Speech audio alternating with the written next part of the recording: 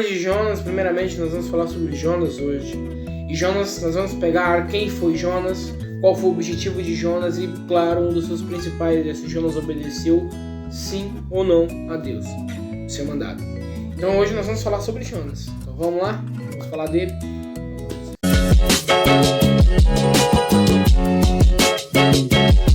Meus irmãos, primeiramente com a paz do Senhor, tudo bem com vocês? Faz um bom tempo que nós não falamos da palavra de Deus, né, aqui, né? E hoje então nós vamos falar da palavra de Deus, vamos falar deste homem, Jonas. Vamos falar de Jonas. A palavra de Jonas no livro dele mesmo, né, no livro de Jonas, capítulo de número 1, vai retratar para nós sobre a vocação de Jonas e a sua fuga e o seu castigo. Dentre esses temas, dentre essa passagem, dentre esse tema, vamos abordar dentre os vários objetivos que nós queremos dizer, que Deus ele quer dizer para nós. E um desses primeiros objetivos é a questão da sua obediência em prol a Deus. E igual o Jonas ele teve como iniciativa, mas depois, na verdade, ele teve como iniciativa em questão de ouvir a Deus, só que depois, no final, ele teve como iniciativa também não obedecer a Deus. É muito interessante essa parte, é muito interessante o que a palavra quer dizer. Tá? Então nós vamos falar então sobre Jonas. Se você abrir aqui Jonas, a Bíblia em Jonas, capítulo de número 1, versículo de número 1, vai falar que Jonas, vai falar assim, ó: veio a palavra do Senhor a Jonas, filho de Amitai, dizendo: dispõe-te, vai à grande cidade de Nínive e clama contra ela, porque a sua malícia subiu até mim. Nós vamos pegar partes, não vamos pegar por capítulo inteiro, mas sim por partes, porque nós muitos conhecemos sobre essa passagem, certo? Nós conhecemos o que a passagem quer dizer, nós conhecemos o que ela quer falar. Então, quando fala sobre Jonas, filho de Amitai, a palavra veio a Jonas, a palavra do Senhor veio a Jonas falando: ó, vai, dispõe-te a cidade de Nínive, uma das cidades que foi fundada por Nimrod, se não me engano, foi fundada por Nimrod, isso está em Gênesis, fundada por Nimrod. Dentre elas está essa cidade, que é Nínive, certo? E há também a famosa cidade chamada Babilônia também. Uma das cidades fundadas aí por Nimrod, certo? Nínive, então, foi uma cidade que acaba que o pecado se originou tanto ali, que o pecado acabou subindo nas narinas de Deus. É onde Deus falou assim, ó: quero mandar um servo, um mensageiro, um filho, para ir até lá e falar da pregação, falar do reino de Deus. Então, esse homem é Jonas. Se você lê a palavra e você conhece um pouco sobre a questão da trajetória de Jonas, você vai conhecer que Jonas, ele deu a disponibilidade de ouvir a Deus, né, até o ponto que Deus falou com ele, mas ele ao mesmo tempo ele ficou com medo, mas ao mesmo tempo também ele começou a julgar aquela cidade, onde ele disse assim: pô, vou fugir. Aí ele pega um navio para Tarsis, onde a palavra nos retrata aqui em versículo número 3. Jonas se dispôs, mas para fugir da presença do Senhor. Isso é uma das partes importantes também que nós temos que relatar, que é fugir da presença do Senhor. Quantos de nós não queremos, às vezes, fugir da presença do Senhor, mesmo a gente não, vamos dizer assim, mesmo a gente achando que não está fugindo?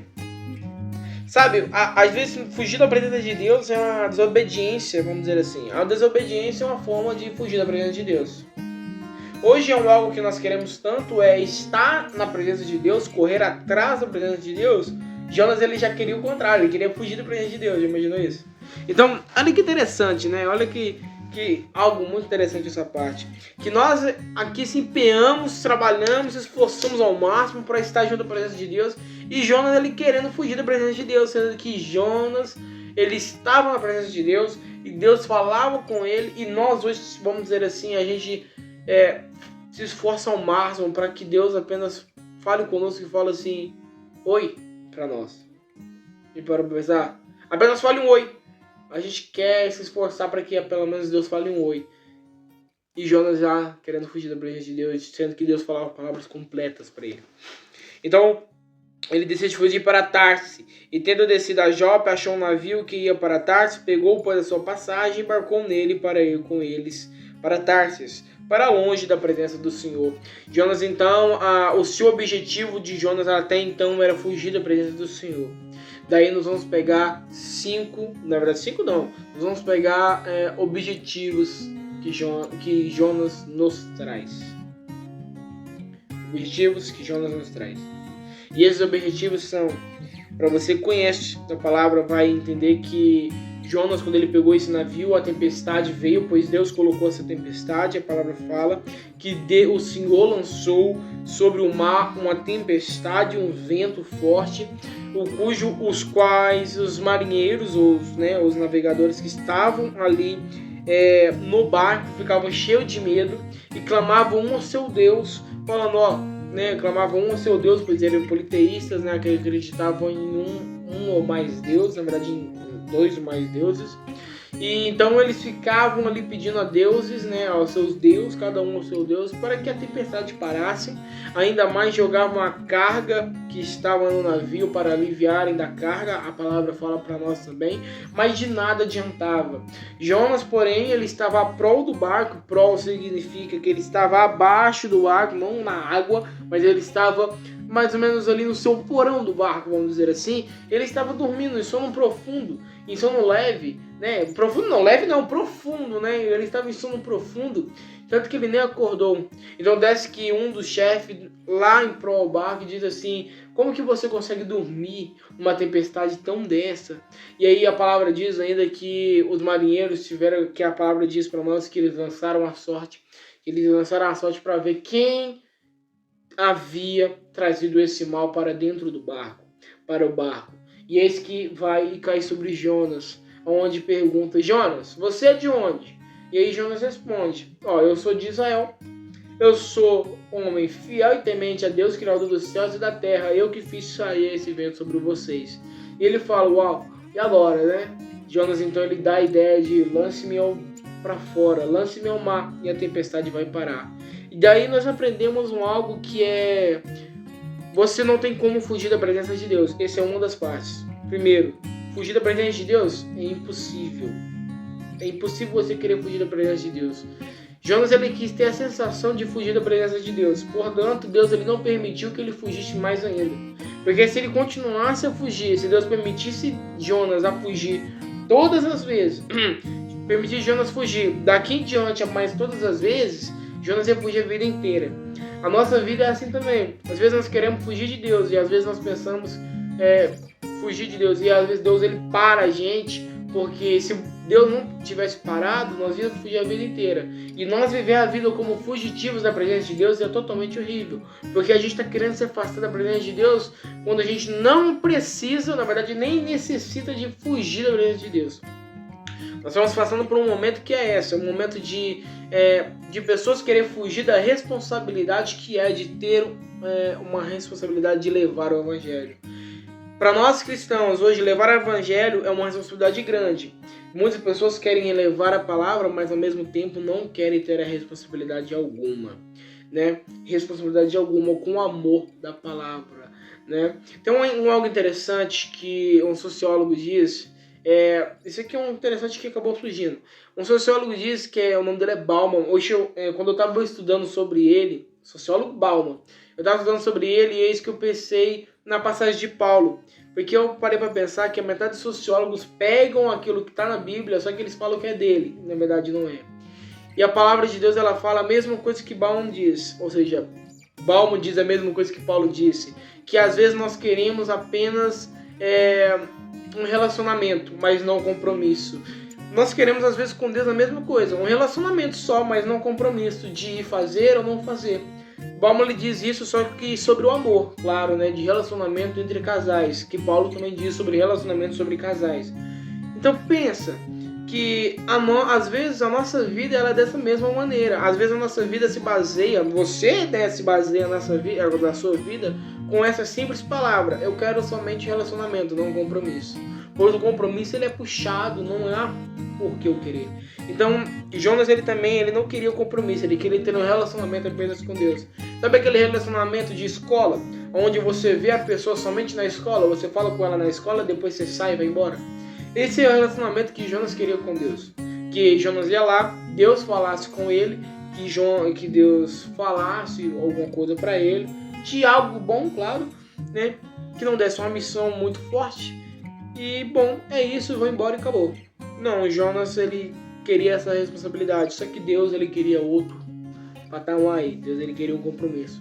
Então essa é a primeira parte. A segunda é que os marinheiros que estavam no barco reconheceram Deus. Tanto que eles oraram e falaram: Deus, não faça cair sobre nós este sangue. Porque eles achavam que eles iam matar ali Jonas. Realmente, parando para pensar na mente humana, vamos dizer assim, realmente iam acabar matando Jonas mesmo. Mas aí eles oraram e falaram: Deus, que o Senhor não faça recair sobre nós este sangue deste homem. Então aí eles reconheceram que Deus não há outro igual a ele. Então daí nós reconhecemos: fugir da presença de Deus é impossível. Deus igual a outro Deus, Deus igual ao nosso Deus, Deus igual a Deus de Israel, não há. Então outra maravilhoso ensinamento que Deus nos traz. Terceiro ensinamento que nós aprendemos com o primeiro e também com o segundo, que é o terceiro ensinamento que Deus nos ensina. Quando Deus ele pede para nós irmos fazermos, nós não temos que nem perguntar o porquê ou às vezes nem deduzimos o que há de acontecer, é apenas nós irmos. Jonas, no primeiro depoimento que aqui nós falamos, Jonas ele pensou, ele criou na sua própria cabeça que a cidade ele não havia que a cidade não havia salvação alguma. Daí ele deduziu que ele mesmo teria, daí ele mesmo deduziu a própria corrupção da cidade. Ou seja, ele mesmo decidiu o próprio destino da cidade. Com Deus é diferente. Então, Deus ele decidiu totalmente diferente. Deus falou para você ir. Bom foi. Então é uma passagem interessante, né? Dessas passagens interessantes. Outra também. Essa palavra de Jonas ensina muita passagem para nós. Muita mesmo, muita mesmo. Uma dessas passagens, uma da quarta que agora nós aprendemos, que pensa agora comigo, se Jonas não quisesse fazer o compromisso, presta atenção, se Jonas não quisesse fazer o compromisso de pregar a palavra em Nínive, não era muito mais fácil ele ter ficado aonde ele estava? Pois a palavra retrata para nós que ele não estava em Nínive, ele foi mandado a ir até Nínive, mas ele não estava. Se ele não quisesse ir até Nínive, não quisesse ter o compromisso de falar a palavra lá, não era mais fácil ele ficar onde ele estava, desde fugir? Aí vem, por que ele fugiu? Por que ele fugiu? A resposta é muito simples. Ele fugiu porque aqui a palavra própria responde. Ele responde que ele fala assim, ele quis fugir da presença do Senhor. Ele quis ter a sensação de fugir da presença do Senhor. Às vezes nós queremos ter a sensação de fugir da presença do Senhor com às vezes o simples ato. Às vezes nem fugindo, igual o Jonas mesmo fugiu. Mas às vezes se escondendo. Às vezes eu tenho uma obra com tal pessoa. Às vezes essa pessoa vem e uma pessoa, vamos dizer assim, que não é insuportável, mas a pessoa às vezes ela sabe, um pouco meio provação, sabe? A pessoa é meio provação. Aí você não quer ficar com aquela pessoa, aí você decide, vou pro lado de lá, né? Aí você tenta meio que se esconder dessa pessoa, aí você tá fugindo da presença do Senhor também.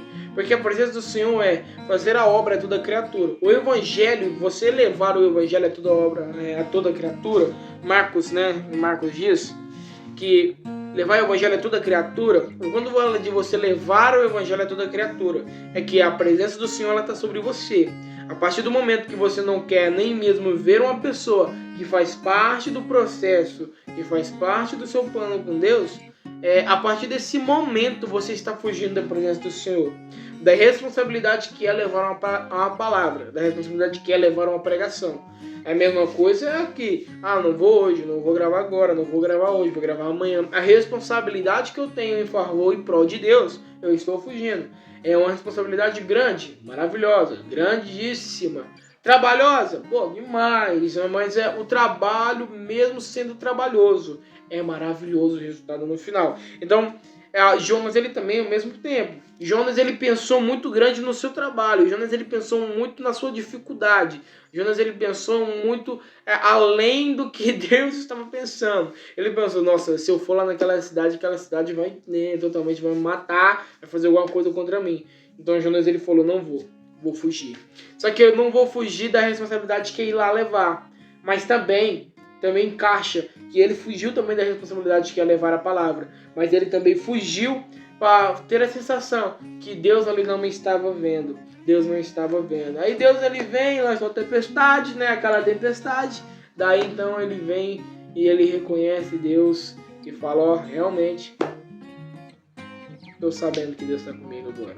E algo interessante que Jonas, ele levou um dia para desobedecer a Deus.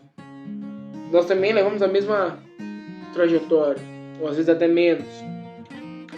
Mas Jonas levou 3 dias para reconhecer o seu erro.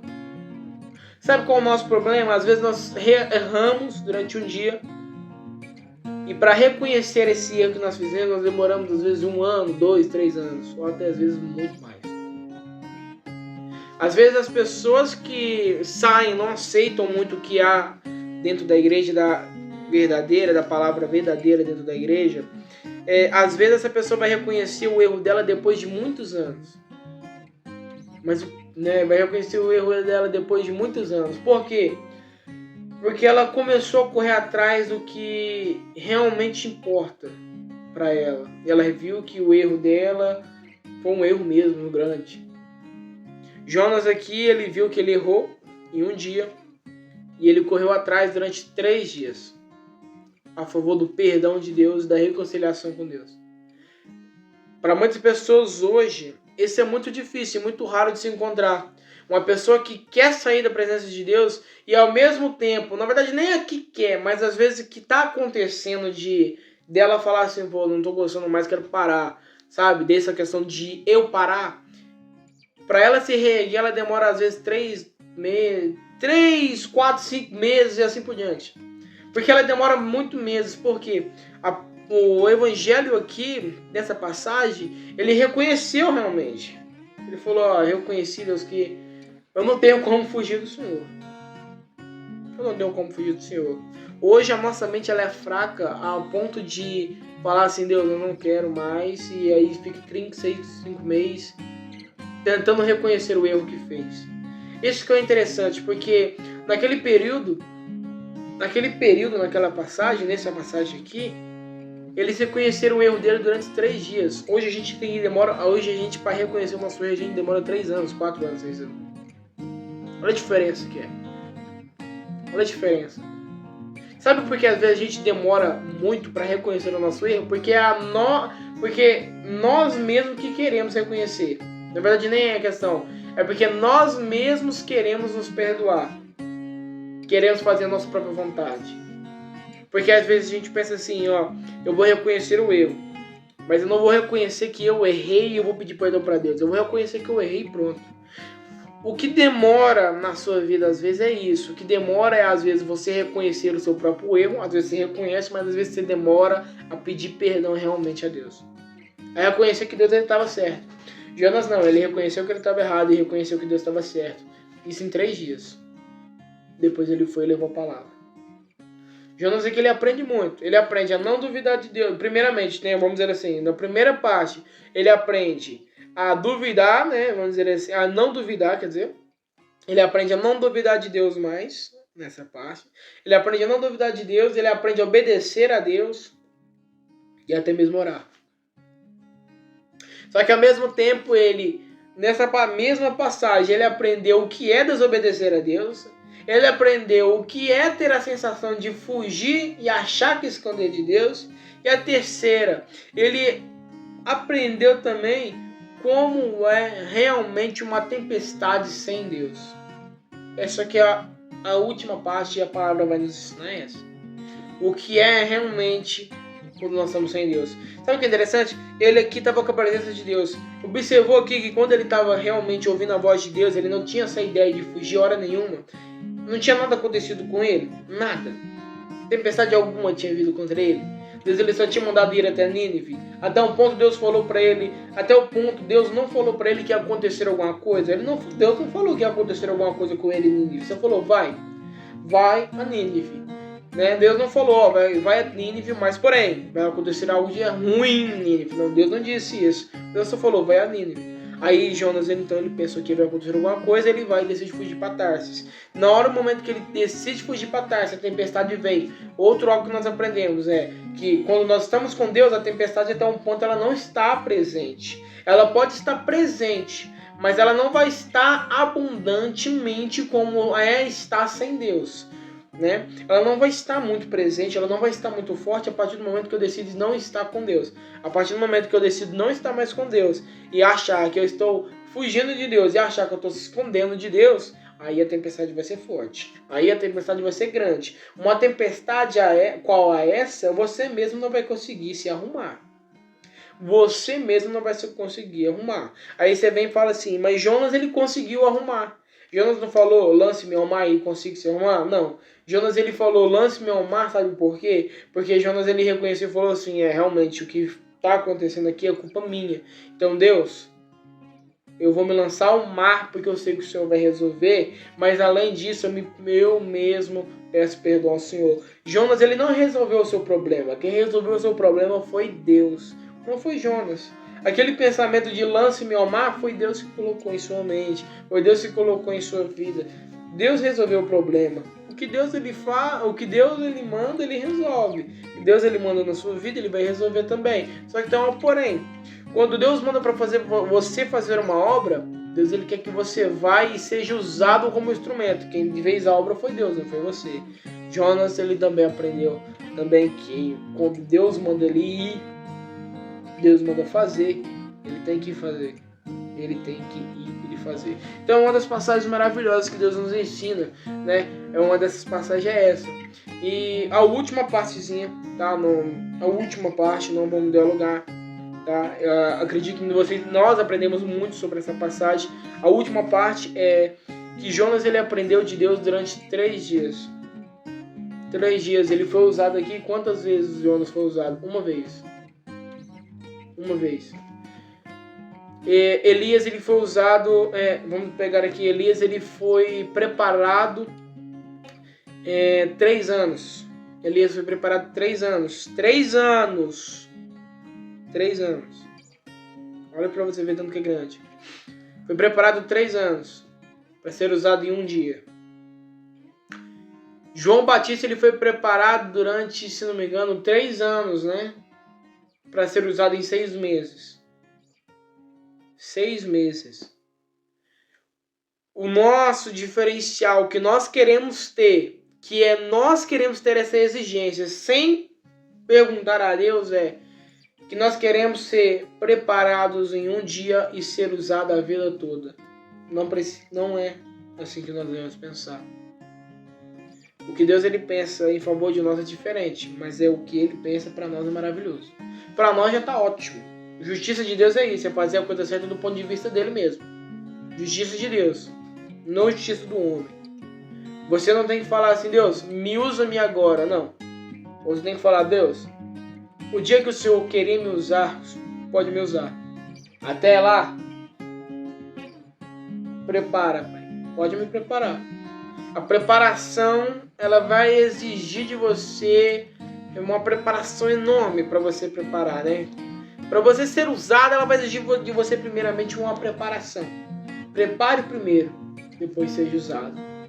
Às vezes no culto, que você às vezes estuda num culto, vamos dizer assim, você estuda a semana inteira e vai num culto de domingo que é ser usado por Deus. Não, você está sendo ali preparado para depois chegar lá, falar o que você foi preparado a fazer. Tá certo? Para você hoje é essa, para mim é essa. Preparado. Você está sendo preparado para ser usado logo após. Tá? Seja preparado, continue a preparação e vamos continuar do jeito que está a preparação em Deus. Tá? Continue sendo preparado por Deus, porque você vai ser usado por Deus também. Em que tempo? Eu sei falar para você? Não. Eu sei falar em qual tempo Deus vai me usar? Não sei. Eu sei falar qual tempo que Deus vai usar cada um de nós? Não sei. Mas eu sei falar o tempo que nós estamos sendo preparados. E esse tempo é hoje, é agora, é a nossa vida. Nós estamos sendo preparados a partir de agora. Certo? Deus então seja na vida de vocês, irmãos. Porque se Deus não for na vida de vocês, a tempestade ela vai chegar muito grande. E a tempestade ela vem para que você reconheça Deus realmente. Então essa palavra de Deus para nós hoje, tá? Deus ele seja na vida de todos vocês. Realmente a palavra de Deus é somente essa. Exemplos que Deus traz à vida de Jonas para a nossa vida hoje. É um exemplo que você tem que pegar também para você ver o que se encaixa na minha vida. O que está se encaixando na minha vida. E um desses exemplos que eu deixo muito interessante, que eu pego para mim não posso fugir da presença de Deus. Não posso nem me tentar se esconder, pois não tem como se esconder. E às vezes o tentar fugir da presença de Deus, às vezes é fugir de um irmão que necessita de algo. Mas às vezes é aquele irmão que você se considera chato, sabia disso? Às vezes que é aquele irmão que você fala, pô, esse irmão é chato demais. Às vezes aquele irmão que você fala que é chato, ele é a sua obra. E às vezes você quer fugir dele. Sendo que você também está fugindo da presença de Deus. Então fica esperto nesse ponto. Fica preparado nisso. Pois Deus ele está te preparando para ser usado lá depois, lá na frente. Então, só depois. Tá? Meus irmãos, muito obrigado pela oportunidade. Deus, obrigado pela oportunidade de estar levando a tua palavra. E irmãos, fique na paz do Senhor. Até o próximo vídeo. E que Deus seja na vida de todos vós. Pois a preparação, ela pode te demorar um pouco. Mas no momento que você for usado, vai ser maravilhoso. O importante está em obedecer a Deus, pois só Ele é capaz de prepará-lo.